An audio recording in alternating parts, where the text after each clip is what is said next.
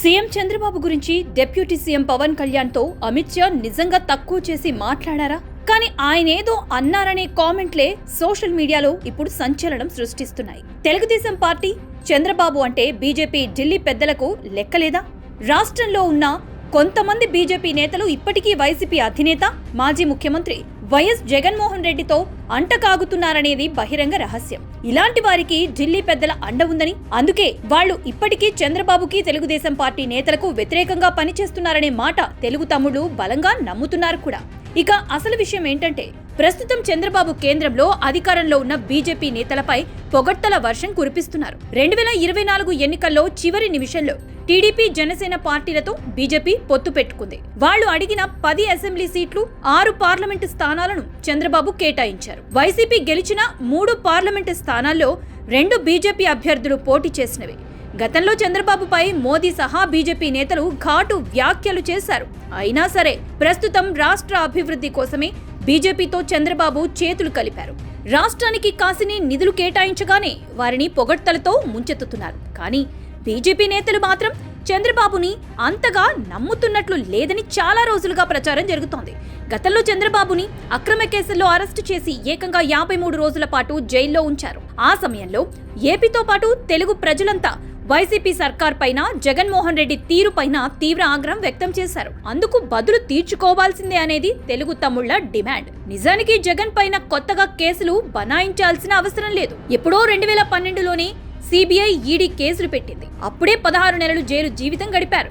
ప్రస్తుతం ఆయన బెయిల్ పైన బయటున్నారు. టీడీపీ నేతలు, కార్యకర్తలు, అభిమానులు కోరుకునేది ఒక్కటే, బెయిల్ రద్దు చేసి ఆయనపై నమోదైన అక్రమాస్తుల కేసులను విచారణ జరిపించాలి అంటున్నారు. కానీ బీజేపీ పెద్దలు మాత్రం చంద్రబాబుతో పాటు మంత్రి నారా లోకేష్ తో కూడా మీరు జగన్మోహన్ రెడ్డి గురించి వదిలేయండి, కేవలం రాష్ట్ర అభివృద్ధి గురించి మాత్రమే ఆలోచన చేయాలని సూచిస్తున్నట్లు గతంలోనే సోషల్ మీడియాలో వార్తలు వైరల్ అయ్యాయి. ఇక తాజాగా కేంద్ర హోంమంత్రి అమిత్ షాతో డిప్యూటీ సీఎం పవన్ కళ్యాణ్ భేటీ అయ్యారు.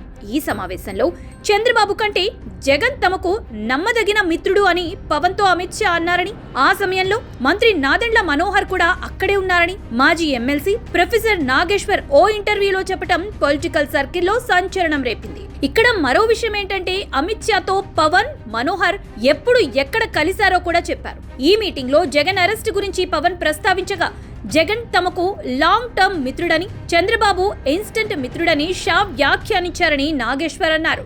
అయితే నాగేశ్వర్ వ్యాఖ్యలపై పవన్ ఇప్పటి వరకు స్పందించలేదు. కానీ మనోహర్ మాత్రం ఏదో ఒక మాట అనేసి ఊరుకున్నారు. నాగేశ్వర్ వ్యాఖ్యలపై జన సైనికులు ఆగ్రహం వ్యక్తం చేస్తూ కేసులు కూడా పెడుతున్నారు. దీంతో ఆయన ఆ వ్యాఖ్యలను వెనక్కి తీసుకుంటున్నట్లు ప్రకటించారు. ప్రస్తుత ఎన్డీఏ ప్రభుత్వంలో తెలుగుదేశం పార్టీ ప్రత్యక్ష భాగస్వామి అయితే వైసీపీ పరోక్ష భాగస్వామి అనేది అందరికీ తెలిసిన విషయమే.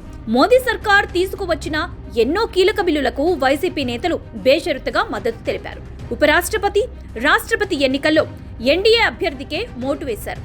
మరోవైపు కేంద్ర సర్కార్ పైన బీజేపీ పెద్దల గురించి జగన్ ఇప్పటి వరకు పల్లెత్తు మాట కూడా అనలేదు. నిజానికి వైసీపీ అధికారంలో ఉన్న 5 ఏళ్లు ముఖ్యమంత్రి హోదాలో ఉన్న వైఎస్ జగన్మోహన్ రెడ్డి కేంద్ర బీజేపీ పెద్దలతో వ్యవహరించిన తీరు అందరూ గమనించారు.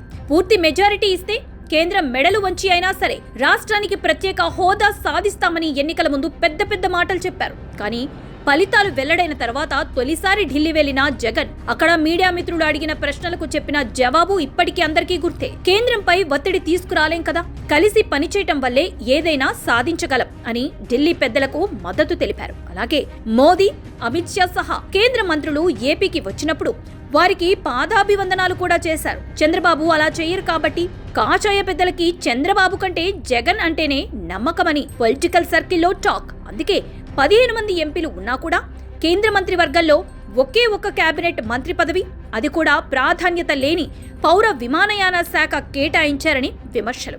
టీడీపీని ఇన్స్టెంట్ అని అమిత్ షా భావిస్తున్నారనేందుకు ఇదే ఉదాహరణ అని వ్యాఖ్యానిస్తున్నారు.